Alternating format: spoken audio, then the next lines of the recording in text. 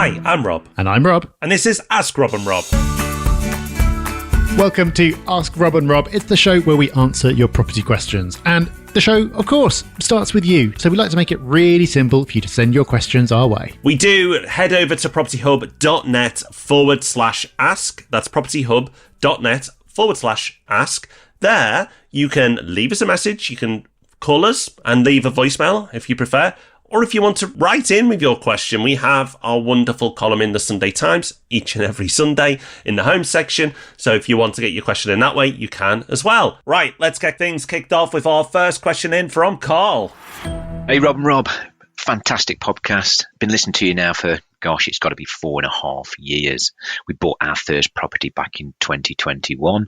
Yeah, my name's Carl Andrews and from the Derby area that you guys know well. As I say, we bought our first property back in 2021. We're now about to buy our fourth property in another well-known area that you guys go and play in Doncaster. And our portfolio to date has increased in value by over £80,000. Yes, £80,000 in 3 years. My 5-year term on two of my mortgages are up in sort of 18 months' time, thinking about maybe remortgaging.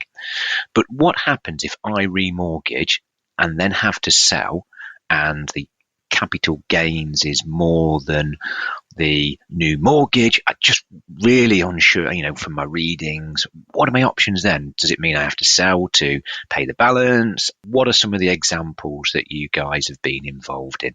Anyway, keep going, lads. It's brilliant to hear. And see you on the next podcast. Take care. Bye-bye. Carl, thank you for your question. You're from an area that we love to invest in and are investing in an area that we love to invest in. Derby and Doncaster, two great buy-to-let areas that are probably under the radar for the majority of people. So it's great to see that you're ahead of the curve there. Really interesting question. And obviously capital gains has been a hot topic recently. But judging by the time you've been investing, I'd say it's reasonably likely that you have purchased your properties through a limited company.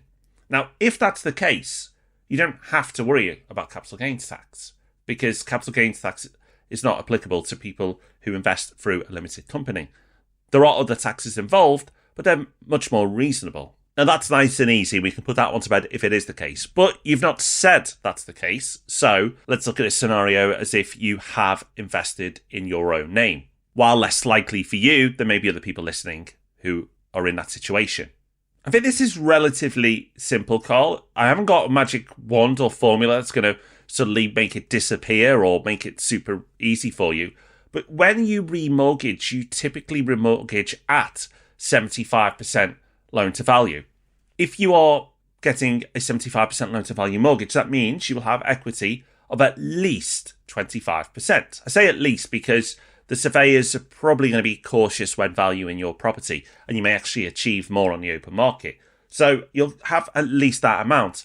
So when you come to sell, you'd like to think that if the market has continued to go in your favour, then you will increase that equity. Now, of course, that will increase your capital gains liability, but it's just a simple calculation at some point to say, okay, how much equity have I got, and what is my capital gains liability on this? You shouldn't be remortgaging up to 75% if you're worried that capital gains is going to wipe out all the equity that you have.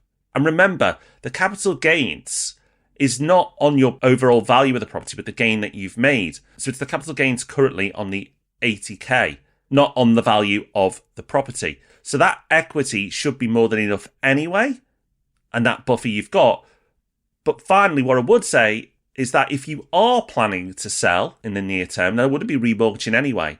So to summarise, capital gains is not applicable if you're buying through a limited company. It's only on the gain, not the property price. So in this case, it's on the 80k that you've got there already.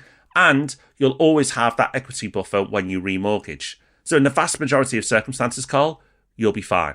But just run the numbers, just do the quick calculation, and you'll see that for yourself. Okay, let's have our next question now. This one is from Luke. Hi, Rob and Rob. My name's Luke. I'm a long-term listener of the show. This is the first time that I'm leaving you a voicemail. In the last year, I've moved my life from the southeast of England to the northwest, where I bought my first house. I recently listened to your How Can Putting 5% Extra Effort In, Double Your Output podcast, and feel like there were some great takeaways for both my personal and professional life. My professional life to date has been in recruitment, and I've picked up a lot of great skills along the way, such as customer service, and also stakeholder management. My real passion, however, and this is something that I'd like to explore further, is in property, and I'd love to work in the industry. It led me to applying for a sourcing associate position with the Property Hub, so fingers crossed for that application. What I'd like to find out from yourselves would be any tips, tricks or advice on how can someone with perhaps limited industry experience, albeit a lot of good transferable skills, get themselves into a career in property outside of the traditional buy-to-let routes. Thank you very much for all the great content. All the best, Luke. Luke, thank you for your question, and indeed your interest in working with us. I'll warn you, we are very heavily edited for the purposes of this podcast. But Luke, I have no doubt that you are going to achieve what you want to achieve, wherever that is, because there are so many signs in your question that you're doing all the right things. For a start, you want to be in the property industry, and you're listening to a property podcast. I know that sounds basic, but you'd be amazed how few people actually do that. You are already going above and beyond by actually absorbing content about the sector you want to be in your own time. And that plays directly into something else that you've mentioned, which is the episode of our show, Any Other Business, that we put out recently, where we talk about putting in that 5% extra effort to double your results. And for anyone who hasn't heard that, the general concept of that episode is in life, in business, in everything, everyone's pretty much the same. So if you just put in a tiny bit of effort, it's going to be noticed and you'll end up getting far, far better results. So you're already doing that, Luke. And also, if you want to be in a sales-related role, which it sounds like is likely to be your focus within property, then you've already got some great experience to lean on because you're in recruitment, and recruitment is hard. If you're managing to make that work for you, then property will be a walk in the park. So Luke, I think this is mostly more reassurance than advice because you're already doing the right things. So first thing I'd say is keep on doing what you're doing. The second thing I'd say is don't be discouraged if not everything you try comes off. Because while you can be doing all the right things, and you could be demonstrating your transferable skills and your interests and everything else, that won't always pay off. Sometimes the person with more direct property experience will get the job because it's perceived as safer. Or sometimes you'll be overlooked for some other reason, completely outside your control. Don't let that get you down. And thirdly, I'd say when you're choosing your role in property, optimize for connections and experience rather than prestige or money.